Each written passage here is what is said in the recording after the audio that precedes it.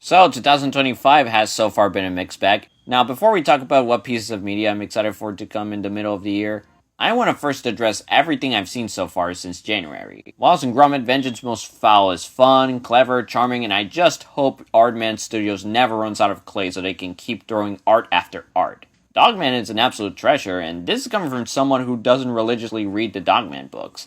The animation, the characters, the jokes, the surprising heart.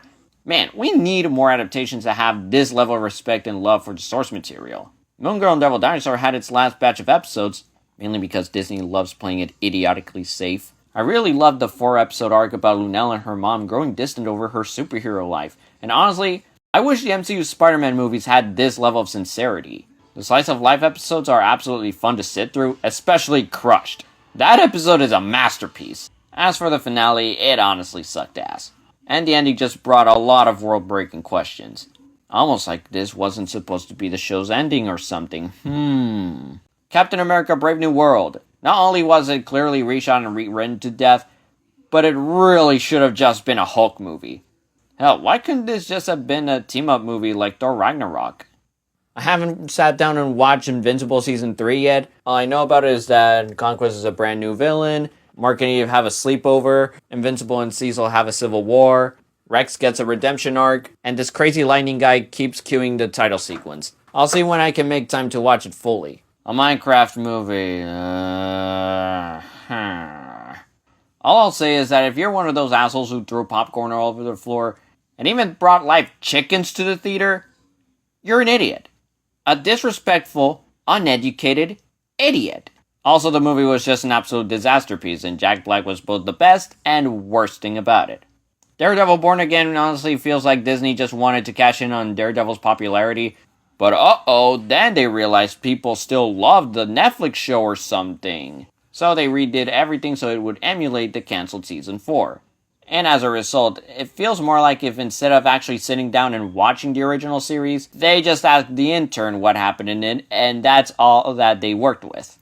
Therefore, every accomplishment such as Nadeem exposing the FBI, Dex, and Fisk, Karen learning to never abandon Matt, especially after everything he went through, and Daredevil fully vowing never to kill, have all been completely undone.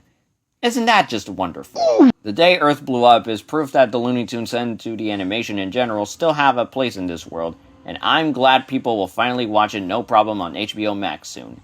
Unless it's turned into another tax write-off. Thunderbolts was pretty boring and I hated the villain with every fiber of my being. But I'm glad people around the world praised this movie for trying something out of the ordinary from the current corporatized monopoly Marvel Studios has become for once. Man, that was a mouthful. KIF Season 2 is just as fun, imaginative, and clever as Season 1, but I can't find the full episodes anywhere, and so far no episode has topped a personal assistant. I haven't bought Mario Kart World. The game does look really good, and I especially love how the designs look like if the 2D Mario artwork came to life after all these years. But man, those prices though. Do you all need any more proof that Nintendo are some of the biggest money pinchers in the world? Phineas and Ferb Season 5 certainly feels like the show never left. Although Shafril has made a good point in his video. Do we really need more episodes of these characters with this exact same shtick? I'm honestly worried they're actually planning to make 4 more seasons out of exactly this. I also agree that if any damn Povenmire and Slumpy Marsh show deserves a second chance, it's Milo Murphy. Not only because you have Weird Al playing your main character, but also you have a fun premise that can last for multiple seasons. But with that said, these first episodes were still a lot of fun. Speaking of Disney's nostalgia wandbagging, I've heard the stories, I've heard the tales, I've seen the scenes on Instagram, and just no. I will not give this, or the How to Train Your Dragon remake, go figure, any of my money.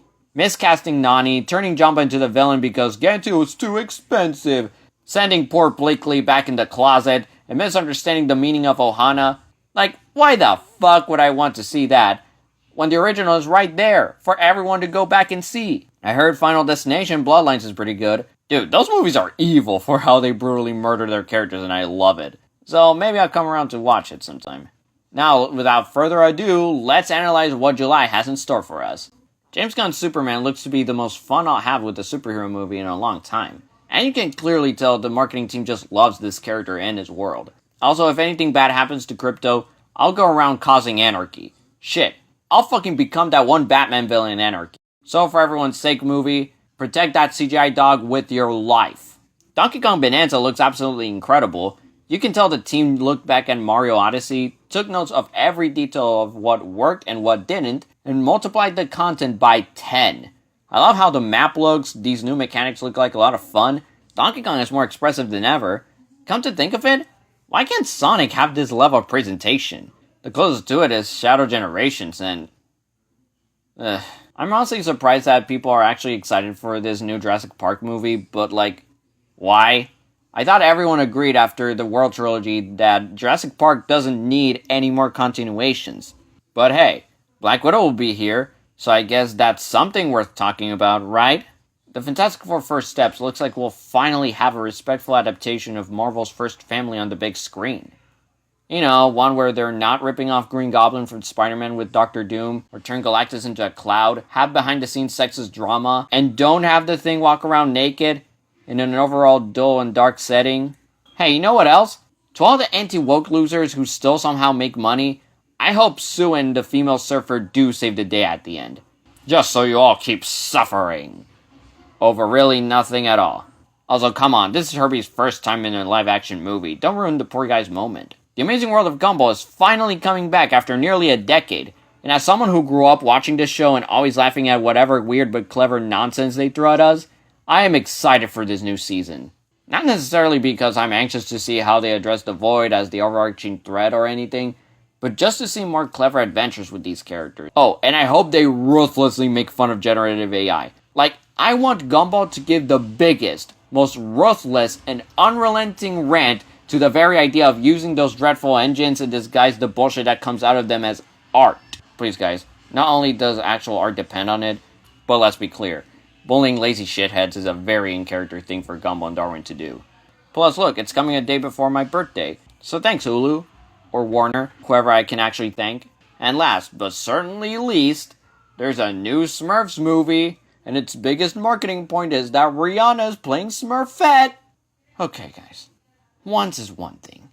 Twice is something. But thrice in a row. Seriously, how hard is it to just get an actual voice actor for an iconic cartoon character? Who up there in every executive's room keeps pushing for their new animated movies to spend a third of their budget on stunt casting pop singers to play the main character in an animated movie?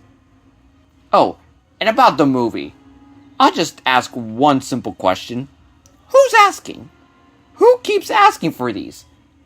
What diehard fan of the Smurfs keeps asking for these corporately safe pieces of shit to be made? I mean, I know Andre from Black Nerd Comedy is excited for this, and I don't want to take that away from him or anything, but I am also pretty certain he is not asking for James Corden, of all people, to keep getting work. And the marketing, my god, this movie's marketing has got to be the most bare-bones work I've ever witnessed. You lazy assholes didn't even try to come up with your own posters. Just a low-effort disaster that's equivalent to a kick-me sign for every one of the higher-ups at Paramount. And a very well-deserved kick at that. But I will say this, though. John Goodman as Papa Smurf is actually peak casting. And quite honestly, it might just be the only reason I might just watch this movie. Other than that, nothing. After that, I don't know, I guess August will have the King of the Hill revival and Peacemaker Season 2, baby! I hope Marvel Rivals Season 3 starts sometime soon, because let's be honest here, Emma Frost and Ultron cannot carry all of summer on their own. Give us Ant-Man the Wasp, Daredevil, and the rest of the X-Men already. And that's all I got to say, so. If you liked this video, give it a like, and if you'd like to see more videos from me, like reviews, rankings, tops, unboxings, etc., make sure to subscribe, hit the notification bell, tell everyone about me because you know how YouTube works these days, and comment your thoughts down below. Till next time, stay faithful and hopeful.